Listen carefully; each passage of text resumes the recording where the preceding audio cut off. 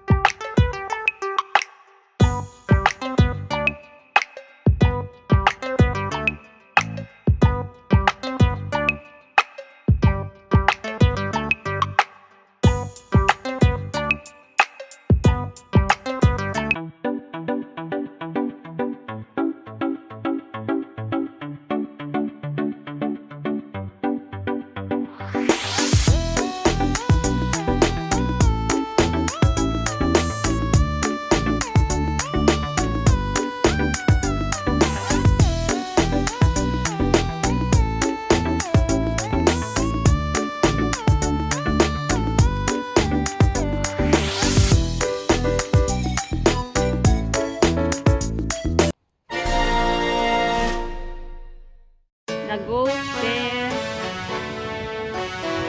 You want to go in? You want to go inside? You want to go in, fella? You can go in if you want. Your breath left that you're looking for it.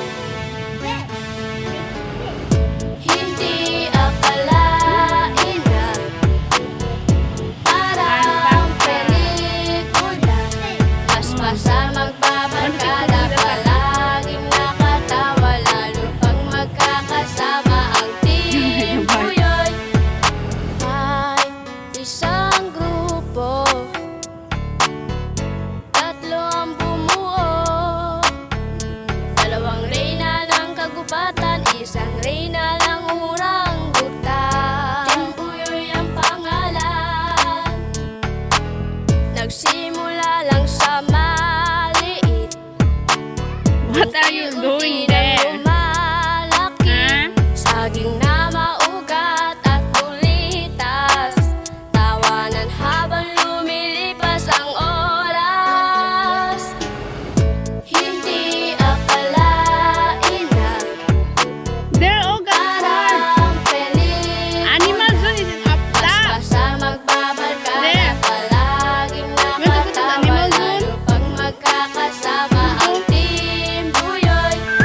Sa grupo na ito ay makikilala nyo. Siya nga pala si Lolo, dugong unyango, si maganda at gwapo, laging nag-aasaran, burautan, pikunan, hanggang nagkaaminan. Sobrang proud silang lahat sa founder na ito. Walang iba kundi si Madam Yu, Cheryl Channel 26. Oo, siya na nga, may magandang pangalang Senyorita Maldita. Meron din kaming nag-iisang Randy Gwapo, kaya kaming lahat ay sobrang proud sa team na to. May mami at daddy, maganda at gwapo, hindi mawawala ang lolo dugong na ito. Bawat isa ay may sariling paninindigan, solido sa team Buyoy magpakailanman, tumatak sa puso't isip na hanggat may whitey. Ang founder nyo ay laging nasa inyong tabi.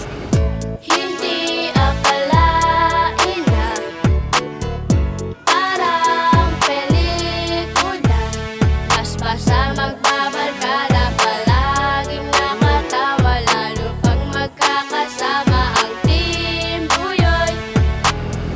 Hindi akalain na parang pelikula, paspasan magbabarkada, palaging nakatawa, lalo pag magkakasama ang team Buyoy.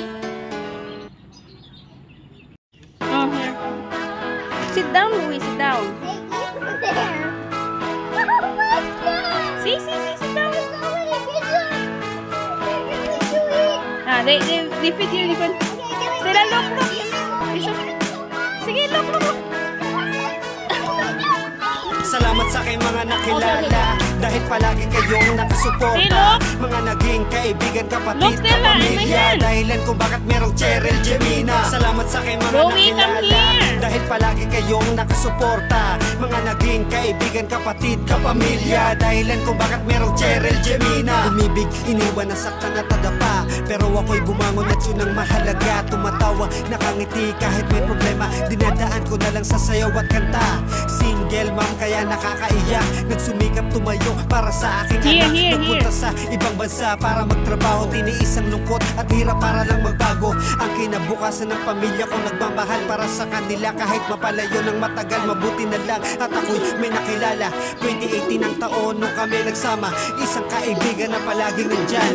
Subungan ng problema ko at aking sandalan. Salamat sa kanya dahil nandiyan siya palagi. Siya rin ang nagpakilala sa akin sa YT. Salamat sa aking mga nakilala dahil palagi kayong nakasuporta. Mga naging kaibigan, kapatid, kapamilya. Dahilan ko bakit merong Cheryl Gemina. Salamat sa aking mga nakilala dahil palagi kayong nakasuporta. Mga naging kaibigan, kapatid, kapamilya. Dahilan ko bakit merong Cheryl Gemina. Kaya ako ay nakahanap na ng libangan. Dumami na rin ang mga naging kaibigan. Nagpapasalamat ako sa kanilang suporta. Salamat na rin sa mga bagong nakikilala.